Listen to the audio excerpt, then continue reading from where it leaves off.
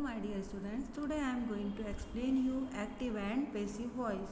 So have a look on the given sentences. First sentence is given, Harini bought a new racket for the tournament. And second sentence is, David plays basketball with his friends. And next sentence is, the technician repaired the laptop. So when we will change active voice to passive voice, एक बात आपको ध्यान रखना है बेटा कि जो sentence होता है, सेंटेंस में जो सब्जेक्ट होते हैं वो सेंटेंस के स्टार्टिंग में आता है, तो subject will be change in object, ये फर्स्ट रूल होता है। And according to the tense जो भी वर्ब्स होती हैं वो वर्ब की थर्ड फॉर्म ही पैसिव वॉइस में यूज़ होती है। And one most important thing कि जो सब्जेक्ट ऑब्जेक्ट में चेंज हो जाता है उसके पहले वी यूज़ बाय, उसमें बाय का यूज़ होता है। So you can see this all rules in this examples. A new house was bought by Varun. Next is all the flowers were sold by lunch time by the florist. And next is the newspaper is read by mother. So I will explain you active to passive according to the tense. We will read simple present tense, simple past tense, simple future, present continuous, past continuous, present perfect, past perfect and future perfect. I will explain you active and passive given the same chapter. So बेटा जो हमारा first tense है जिसमें हम sentence को active से passive में change करेंगे वो है हमारा सिंपल प्रेजेंट टेंस। और सिंपल प्रेजेंट में आप सभी को पता है कि हम वर्ब की फर्स्ट फॉर्म का यूज़ करते हैं, जैसा कि हम एग्जांपल में देख सकते हैं, Richa carries a basket of fruits, ये एक्टिव वॉइस का सेंटेंस है। Now we will change sentence in passive voice. So जो यहाँ पर ऑब्जेक्ट है वो सब्जेक्ट हो जाएगा और जो सब्जेक्ट है वो ऑब्जेक्ट हो जाएगा। So a basket of fruits is carried by Richa. Now next sentence is Stella teachers English in a primary school. So passive voice में सेंटेंस चेंज करेंगे तो ये होगा, English is taught by Stella in a primary school. Now simple past, simple past में हम verb की second form का use करते हैं। In the given example we can see this, Richa carried, carried जो है ये कैरी का सेकेंड फॉर्म है। Richa carried a basket of fruits. Now in passive voice simple past में वॉज और वर्ब का यूज़ होगा प्लस वर्ब की थर्ड फॉर्म का यूज़ होगा। So the sentence will be, a basket of fruits was carried by Richa. And next sentence is, Stella taught English in a primary school because taught is a second form of verb teach. Now in passive voice we can see, English was taught by Stella in a primary school. Next tense is simple future tense. और simple future tense में जो main verb होती है बच्चों वो होती है will shall plus verb की फर्स्ट फॉर्म।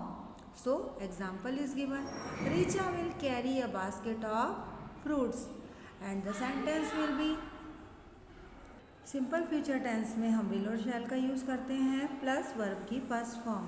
सो सेंटेंस जो एग्जांपल दिया है वो मैंने आपको बताया है, Richa will carry a basket of fruits. So when we change a sentence in simple future from active to passive तो वो हो जाएगा विल शैल प्लस हम बी इसमें ऐड करेंगे। बेटा क्या ऐड करेंगे इसमें हम बी ऐड करेंगे प्लस वर्ब की थर्ड फॉर्म। तो जो सेंटेंस होगा वो कैसे बनेगा, अ basket of fruits will be carried by Richa. Now next sentence, Stella will teach English in a primary school. So the sentence will B, English will be taught by Stella in a primary school. Now we will continue with present continuous tense। तो present continuous tense में is M R के साथ verb की first form plus ING का use होता है। So example is given, Richa is carrying a basket of fruit. और जब हम पैसिव वॉइस में सेंटेंस चेंज करेंगे तो इज एम आर के साथ आईएनजी यूज़ नहीं करेंगे बेटा। इज एम आर के साथ हम बीइंग का यूज़ करेंगे प्लस वर्ब की third form. So a basket of fruits is being carried by Richa. And next sentence is Stella is teaching English in a primary school. So the sentence will be English is being taught by Stella in a primary school. Next tense is past continuous tense. Past continuous tense में was verb के साथ verb की first form plus ING का use हम करते हैं बेटा। So the sentence is Richa was carrying a basket of fruits. Sentence will be a basket of fruits was being carried. यहाँ पर हमने इज एम आर के साथ बीइंग का यूज़ किया था, लेकिन पास्ट कंटिन्यूस टेंस में हम वॉज वर्ब के साथ बीइंग का यूज़ करेंगे देन वर्ब की third form.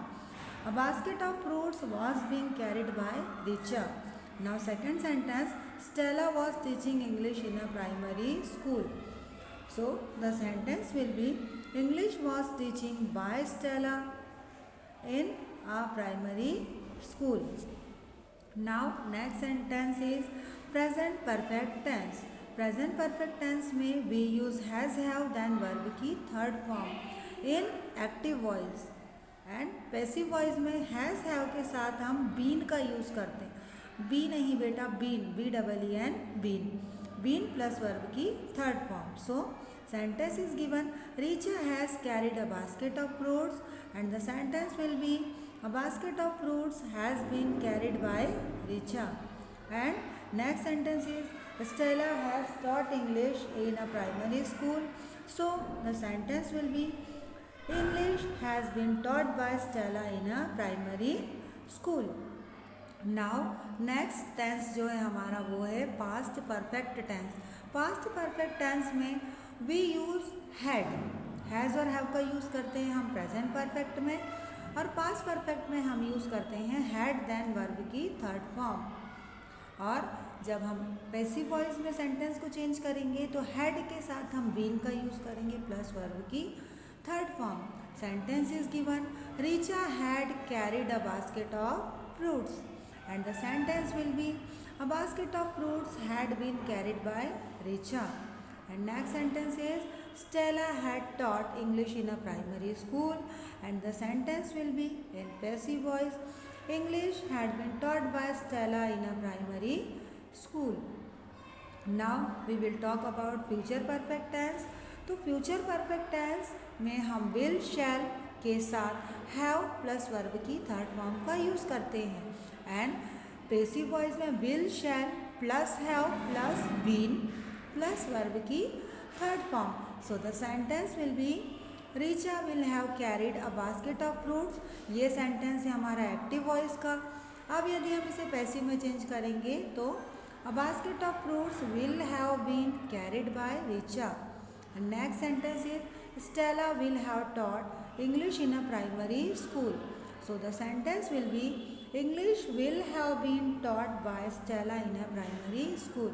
So beta, this was the explanation of active and passive voice and I hope कि आपको ये explanation काफ़ी अच्छे से समझ में आ गया होगा because it is a very important topic from English grammar.